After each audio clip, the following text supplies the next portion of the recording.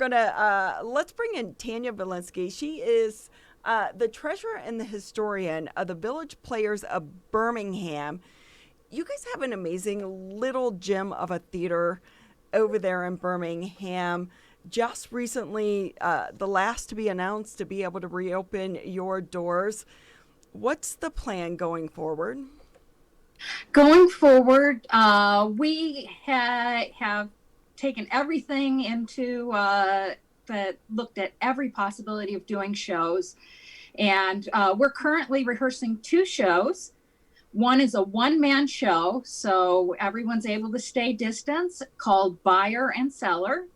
That is going to be performed on the stage. We're going to record it, performed on the stage, and then stream it out November 14th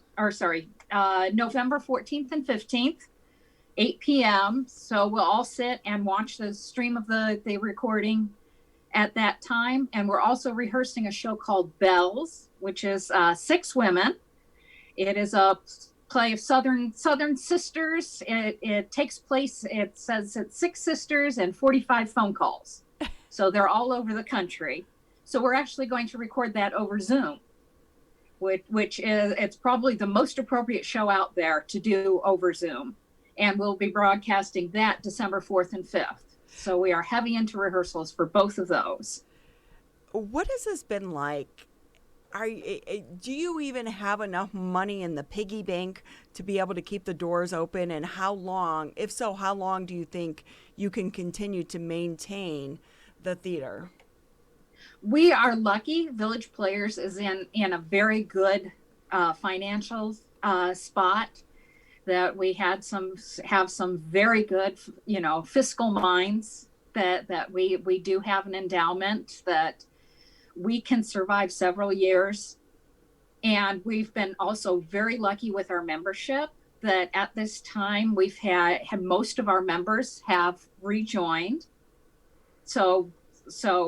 And have been very generous with making donations to the theater to keep us going. And it's not just fiscally to keep us going. We have worked very hard. A group is not money. A group is the people. A group is the fellowship. So we've worked very hard to come up with ways to stay connected with our members, to stay connected with our patrons. We've done a lot on YouTube. We now have our own YouTube channel. This has all been new since the pandemic, and we've been posting videos from clips from previous shows. And we're lucky to have our own playwrights group called Playwrights at Work. It's always been a mission of Village Players since we opened to encourage new works. So we have a whole group of playwrights, and we have posted several of their shows. 2 of their shows were made into movies. They're up on our YouTube channel. And we have a new piece written since the pandemic called The Shopping Trip, of a couple during COVID, and some discussions about purchases at Costco. Tania Velinsky with us. She is the treasurer and historian at the Village Players of Birmingham, joining us today on the Oakland County Megacast. So as the historian of the organization, is there anything that even comes close to comparing to these times in terms of having to creatively modify what's taking place in the Village Players of Birmingham in order to accommodate shows during a special time or a unique time in the world around us? Probably the only time that compares to this is World War II. That I've actually been back through the history during World War II. They hit a point where they couldn't do shows in the winter because they couldn't get the heating oil to keep the theater open. That any meetings that had to happen in members' homes. But they were still able to put on shows. They adjusted the time of their season. That they adjusted. They had members that were in the military. And they also reached out to the military bases that were in this area and went and did shows. There was a military base in Pontiac that they went up, and they did special performances for the soldiers. That and just having to deal with rationing, and how do you have a party? In order to come to the party, you had to bring your ration coupons because you were going to be eating this much food. People needed to supply food. It was really probably the only comparable time in our 98-year history to what we've been going through now. So thinking back on that, it gives you a little bit of gratitude that we're not quite there yet. When do you anticipate being able to actually reopen the doors, and what is that going to look like? That is the big question. That we have probably 10 different contingency plans for, are we going to be able to have people into the theater, in the next couple months? Is it going to be longer than that? The governor just put out the notice that, theaters can open to 20% capacity. However, you still have to have the 6-foot spacing, not just for your patrons, but for your actors, for your technicians. So you've got to be able to maintain that. Can you do a show on stage where people don't get within 6 feet of each other? Mm-hmm. So we have a show ready to go almost, that Tenderly, the Rosemary Clooney musical, which is just 2 people on stage. However, because they can't get within 6 feet of each other, we're not quite ready to launch that yet. We're following the notices both from the state and what are the professional theaters doing? What is Broadway doing? What restrictions, what is Actors Equity saying you need to do for actors? We're looking everywhere we can to do what can we possibly do? We need to keep everybody safe.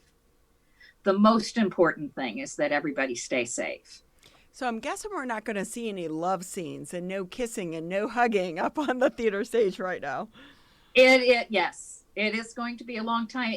That we have had the thought that if we cast a married couple, that would make all the difference. So we are looking at shows. What are 2 people shows that a husband and wife could do, or a parent and child? People who are living in the same household, so that they don't have those restrictions. COVID has caused all of us to get a little bit creative about how we do things and how we look at life. I know that you mentioned that the theater has, you now have a YouTube page, but is a YouTube or the internet still replacing what you get from the theater, and how do you try to entice people to engage in YouTube, because there's so much content out there? There is. We're hoping that with the local connection, with we have a long history with our patrons. We have some very loyal patrons, and with many people in the community theater, that the community theaters have really come together. We're supporting each other with everything that we're trying to do. That we really feel confident that we're going to be able to get good support for, that I think people are starving for things, for stories, for new content. That there's so little on TV now. You've streamed everything there possibly could stream off of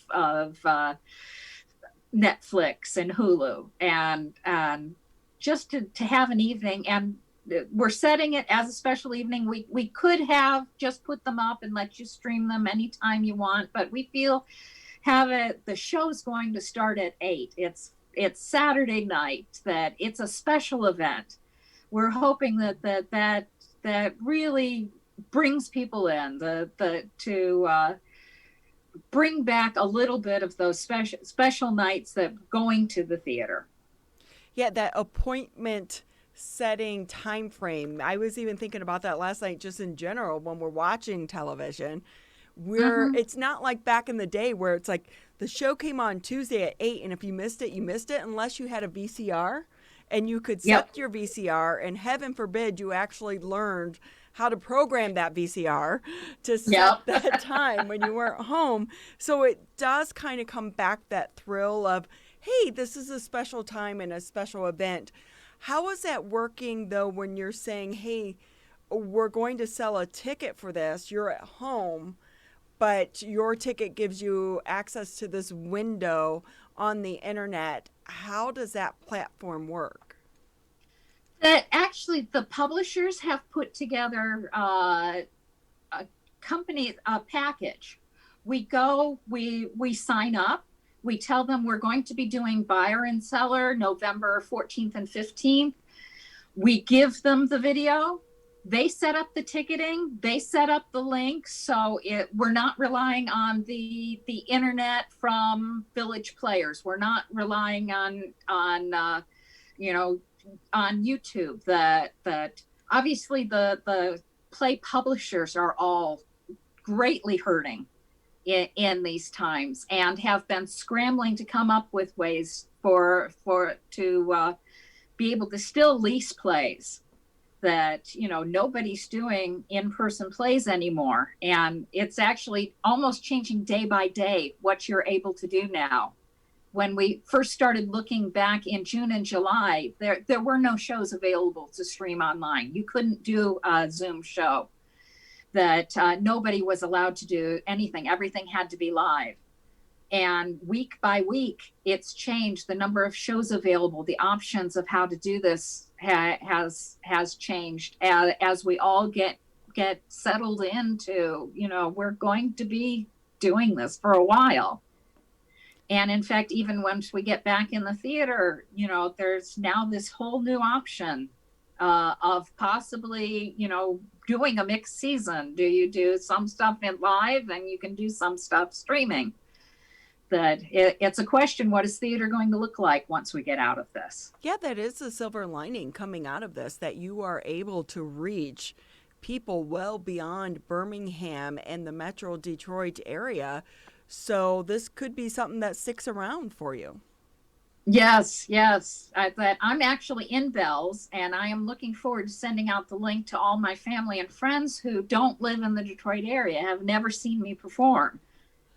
And I'm hoping that they'll all tune in and actually get to see what my passion is, why I spend all this time for so many years.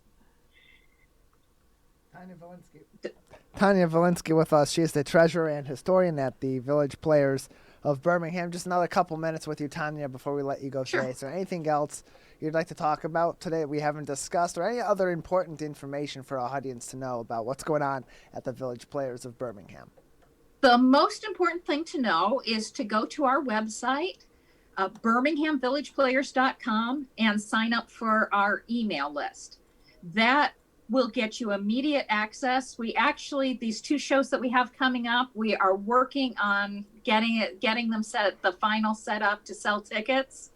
As soon as we're available to sell tickets, if you're on the mailing list, you will get notified. We also have a local theater Thursday we have set up. We post something new to Facebook every Thursday, and you'll get notification about that. In November and December, we're actually doing a 5-part broadcast of the Two Gentlemen of Verona. We're doing it like an old radio style show. We're going to post the show. Two Gentlemen of Verona has 5 acts, so we're going to post one act every week. And have a number of our members and friends of Village Players who are taking part in that. So we have an awful lot of content, and we're also going to offer a playwriting class in November. So we are looking at every way to reach out and offer special things for our patrons and our members. So will that playwriting class be virtual? Yes. It's a 1-hour class. You just join. It's on a Thursday. I believe right now we have it set for November 19th. But again, if you go to our website, birminghamvillageplayers.com, and sign up for our mailing list, you will know exactly when it happens, and we'll receive the link. And quickly, your YouTube page, is that also Birmingham Village Players? And yes. So people can find it if they go to your website. Yes. Yes, there's a link to it from our website. And if you go to YouTube, search for Birmingham Village Players, you will find our page. Tania, thank you for being with us. I will say I went to school in the South, College of Charleston, so I love the concept of your upcoming production, The Bells.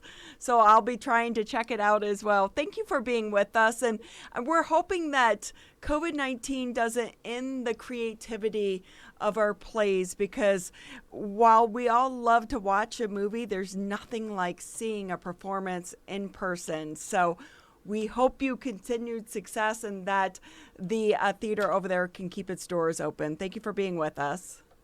Thank you so much for having me.